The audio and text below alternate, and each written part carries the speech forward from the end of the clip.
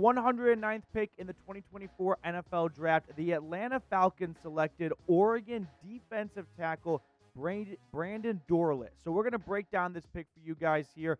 I'm currently filming in the closet of Chat Sports, but I was not going to miss a draft pick for you also. Please subscribe so that next year in the draft, I'm no longer relegated to the closet, but we can be live for all 7 rounds of the NFL Draft. But enough about me. Let's talk about the newest member of the Atlanta Falcons, Brandon Dorlus. So, scouting report on him. 3-year starter for the Oregon Ducks.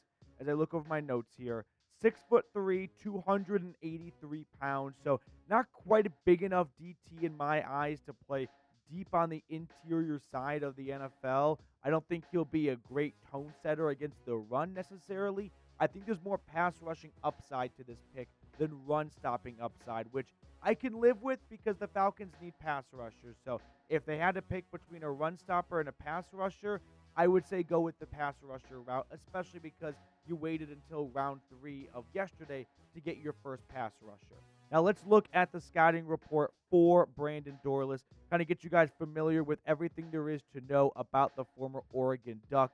There are some good elements to his game that I'm really fond of and excited for.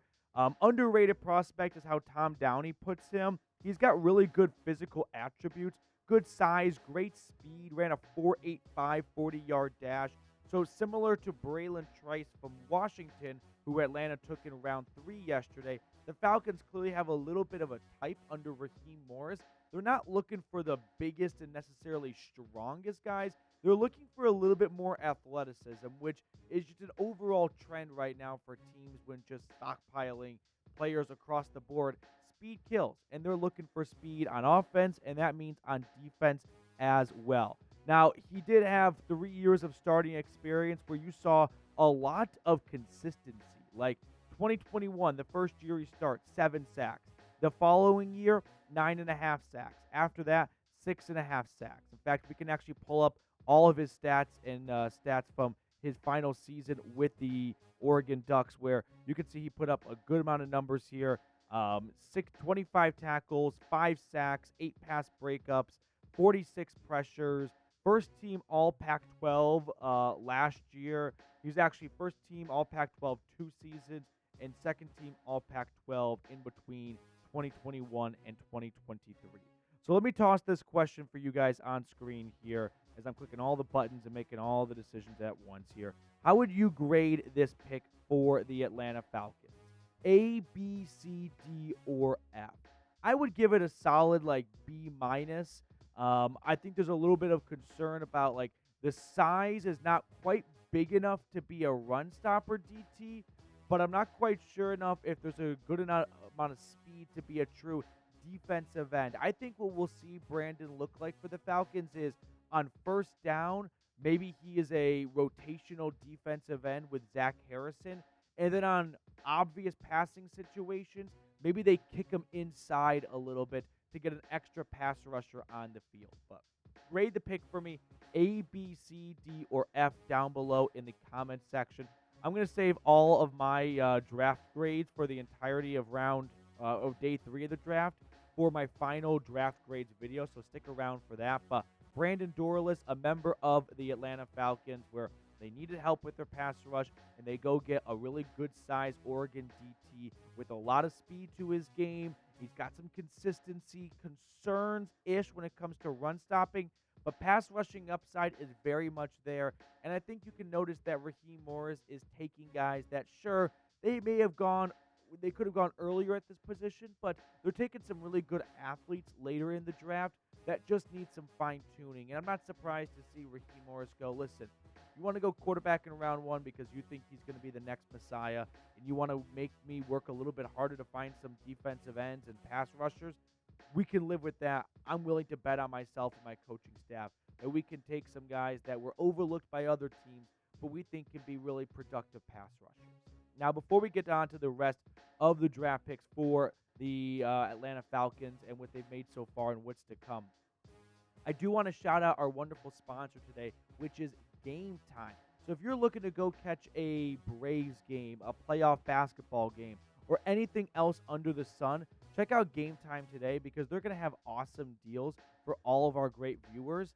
If you are looking to go to a playoff basketball game or a Braves game, download the GameTime app and use code ChatSports for $20 off your first purchase. I put all that information in the comments and description of today's video, but GameTime is truly the place to go to for last-minute tickets at the lowest price guaranteed. If you don't plan in advance very well, GameTime is quite literally going to be your best friend because they have deals on tickets right up to the start of the event and even an hour after it starts. So make sure you check them out today. That is Chat Sports, the promo code, once you download the GameTime app, and you will receive $20 off your first purchase. I put all that information in the comments and description of today's video. Shout out to GameTime once again for supporting us here at Chat Sports during the NFL Draft. And if you enjoy our coverage, go support them as well. Now, let me read to you guys what the Dane Brugler breakdown is on Brandon Dorlus. Overall, Dorlus needs to find better consistency on a snap-to-snap basis, but he has the natural power and agility to be a versatile disruptor in an NFL defensive line rotation. He projects best as a base end in even or odd fronts, which in this case would be an odd front, a 3-4 defense for Atlanta, who can also reduce inside on sub packages. So like I was talking about earlier, on 3rd and long, if you want to get all of your best pass rushers on there, you can kick them inside. On 1st and 10, you can have Brandon Dorlus on the outside if you are saving up, Grady Jarrett or some of your better pass rushers for 2nd and 3rd down when you can expect more passes than runs. But Brandon Dorlus, the 3rd selection made or the 4th selection made by the Atlanta Falcons. We had Michael Penix in round 1. Ruke Orhorhoro, another defensive tackle. He's a little bit more against the run than the pass than Dorlus is, but still, Orhorhoro has really good pass rushing upside. I would just trust him against the run more than I would trust Dorlus.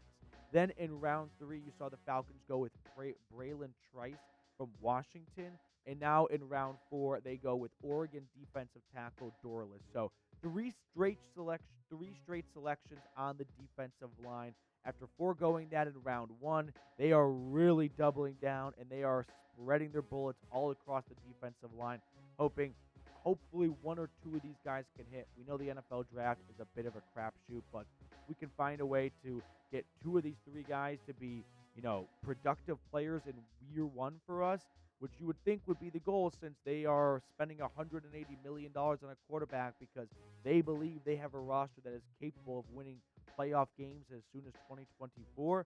They're going to need some pass rushing help. So we're going to have more coverage throughout the entirety of the NFL Draft.